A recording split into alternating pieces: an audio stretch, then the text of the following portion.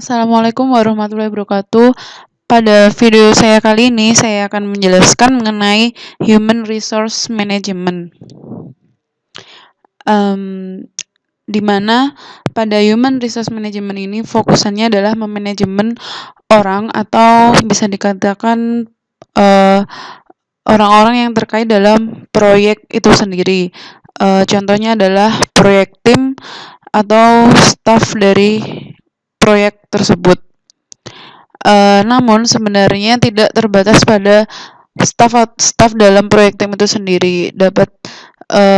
Maksudnya dapat mengelola stakeholder, sponsor, project owner. Namun pada penjelasan saya kali ini saya akan lebih memfokuskan kepada proyek tim itu sendiri.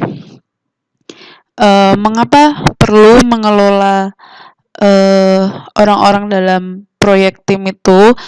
Karena proyek tim itu sendiri yang paling mempengaruhi kesuksesan atau kegagalan dari proyek tersebut, sehingga seorang manajer perlu memiliki skills untuk mengelola dan memanajemeni seluruh orang-orang di dalam timnya secara efektif, sehingga dapat meningkatkan kinerja proyek tim itu sendiri. Nah, dari definisinya itu sendiri,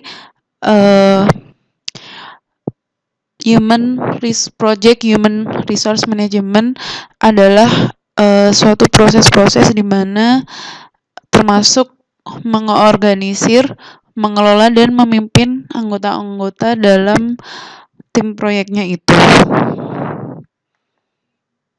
Nah, menurut buku PMBOK, Human Resource Management ini dibagi ke dalam 4 proses, yaitu yang pertama adalah develop human resource plan, acquire project team, develop project team, dan manage project team.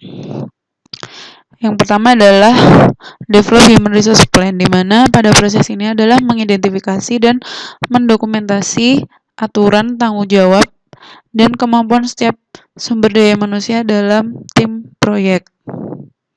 Inputnya adalah activity resource requirement, ada enterprise environmental factors, dan organizational process asset. Jadi pada proses ini adalah untuk menentukan sumber daya yang tepat untuk suatu aktivitas yang akan diberikan kepada sumber daya tersebut. Nah, tools dan tekniknya adalah bagian dari organisasi, yaitu yang contohnya adalah seperti rasi matrix ini. Kemudian ada networking.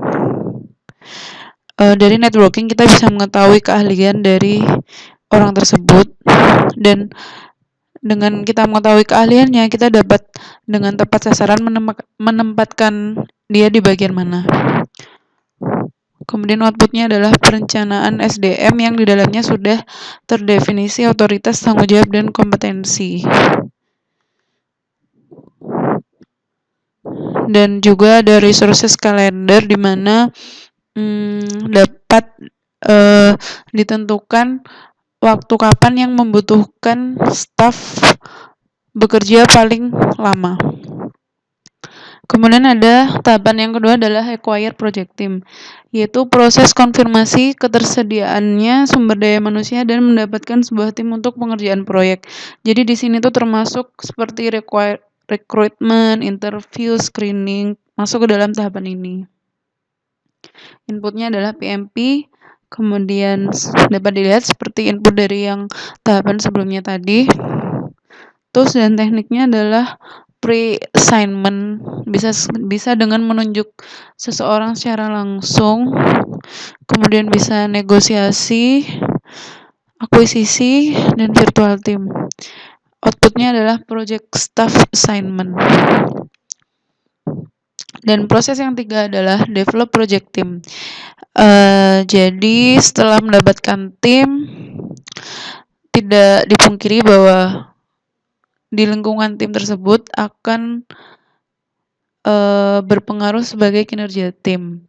Begitulah proses ini bertujuan meningkatkan kompetensi dan interaksi dalam tim, sehingga terciptanya suatu hubungan kerja dalam tim yang baik. Inputnya adalah seperti yang dapat dilihat pada video, project staff assignment, resources calendar, dan project management update. Tools dan tekniknya adalah interpersonal skills, yaitu fokus pada soft skill untuk mengelola diri setiap anggota tim, membangun hubungan dan mencintai pekerjaan. Kemudian ada training untuk meningkatkan kemampuan anggota tim dan team building activities. Dan outputnya adalah tim project assessment, yaitu laporan dan evaluasi dari teknik pengembangan tim yang dipilih. Dan selanjutnya adalah manage project team.